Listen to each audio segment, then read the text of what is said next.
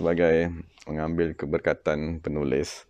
Jadi hari ini kita akan berkenalan dengan salah seorang ulama yang amat agung, yang amat berjasa kepada kita, iaitu Imam Muhammad ibn Yusuf As-Sanusi, yang meninggal dunia pada tahun 895 Hijrah. Jadi Imam Muhammad ibn Yusuf As-Sanusi, dia berasal daripada Maghribi. Masa ini dipanggil sebagai Morocco lah. Dan dia daripada keturunan Nabi Muhammad sallallahu alaihi wasallam, daripada zuriat Sayyidina Hasan ibn Ali. Jadi Imam As-Sanusi, maksudnya dia salah seorang ulama yang besar di Morocco pada zaman tersebut. Setiap kali dia mengajar, maksudnya salah riwayat hidup tentang beliau lah. Maksudnya setiap kali dia mengajar, sama ada dia mengajar tafsir ataupun dia mengajar hadis, maksudnya apabila dia mengajar tadi, dia akan menzahirkan ilmu-ilmu ketuhanan, kerana dia tidak amat dekat kepada Allah Subhanahu wa taala. Dan antara nasihat Imam Sanusi kepada kita, maksudnya Imam Sanusi berkata, tiada dari kalangan ilmu zahir. Ilmu zahir ni seperti ilmu fiqah, kan, ilmu bahasa Arab, ilmu yang tidak khusus kepada ketuhanan. Dia kata tiada dari kalangan ilmu-ilmu zahir yang mengurniakan ma'rifat dan muraqabah kepada Allah melainkan ilmu tauhid. Siapa yang mendalami ilmu tauhid tersebut, Allah Ta'ala akan membuka kefahaman kepada semua ilmu yang lain. Dan bergantung kepada kadar makrifat seseorang, akan bertambahlah ketakutan seseorang tersebut kepada Allah Subhanahu wa taala.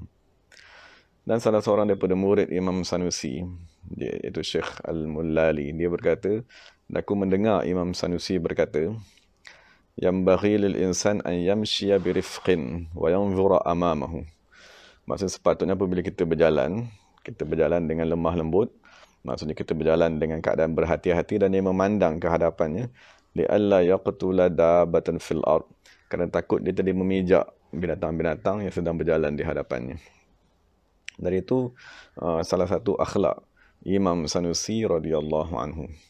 Jadi apabila Imam Sanusi ingin, maksudnya sampai kepada sakit yang membawa kepada kewafatannya, maka dia tadi dah mula tak keluar ke masjid dan duduk di rumahnya. Dan apabila dia sampai kepada ketika Allah Ta'ala ingin mencabut nyawanya, maka datanglah anak saudaranya bercakap ataupun mentalkinkan kepadanya la ilaha illallah.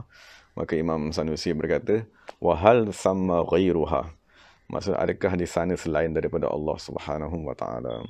Maksudnya di sisi Imam Sanusi, kan, maksudnya dia telah sampai kepada martabat beriktikad bahawa yang wujud hanya Allah Subhanahu wa taala. Maka dia meninggal dunia pada tahun 895 Hijrah. Jadi apakah jasa Imam Sanusi ini kepada kita? Maksudnya jasa Imam Sanusi ini kepada kita, terutamanya kita yang berada di Nusantara ni. Maksud kita amat biasa dengan satu istilah yang dipanggil sebagai sifat 20. Maksudnya orang di Nusantara ni daripada dulu sampai kepada hari ini, apabila mereka ingin mempelajari akidah, kita akan kata nak belajar sifat 20. Jadi persoalannya, daripada manakah datang istilah sifat 20 tadi? Jadi lafaz 20 tadi ialah lafaz yang diambil daripada kitab Imam Sanusi, kan, imam yang kita akan bacakan kitabnya sekejap lagi ni lah. Jadi Imam Sanusi dalam kitabnya yang masyhur, iaitu Ummul Barahin, dia berkata, famimma yajibu li maulana jalla wa azza 20 sifatan. Macam setengah daripada perkara-perkara yang wajib bagi Allah Subhanahu wa taala ialah 20 sifatan, 20 sifat. Jadi sebenarnya Imam Sanusi dia nak bincang tentang sifat wajib Allah Subhanahu wa taala, wujud, qidam, baqa. Kemudian dia nak membincangkan sifat mustahil, kemudian dia nak bincangkan sifat wajib dan mustahil juga kepada nabi-nabi dan rasul. Kemudian dia bawakan dalil dari dalil akal tentang sifat-sifat tersebut. Tapi di awal kitabnya dia menyebut lafaz 20 sifatan, 20 sifat. Jadi diambil daripada kalimat 20 sifat ni, maka digunakan di Semenanjung, di Nusantara ni, kalimat sifat 20. Jadi sifat 20 itulah yang menjadi akidah, benteng akidah ahli sunnah yang dipelajari oleh semua umat Islam sampai kepada hari ini. Jadi kita sebagai umat Islam yang berada di Nusantara ni, bahkan seluruh dunia membaca kitab ni. Maksudnya di Mesir, di Maghribi, yang di Iraq, di Syria, semua ulama-ulama membaca kitab Ummul Barahin yang ditinggalkan oleh Imam Sanusi.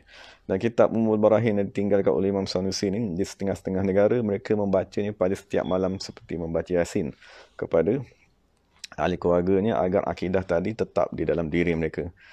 Dan itu salah seorang imam yang amat berjasa kepada kita. Kan maksudnya hari ini kita di mana saja kita pergi, kan apabila kita nak belajar akidah, kita akan jumpa satu kalimat sifat 20. Dari sifat 20 tu asasnya ialah daripada kitab yang ditulis oleh Imam Muhammad ibn Yusuf As-Sanusi radhiyallahu anhu.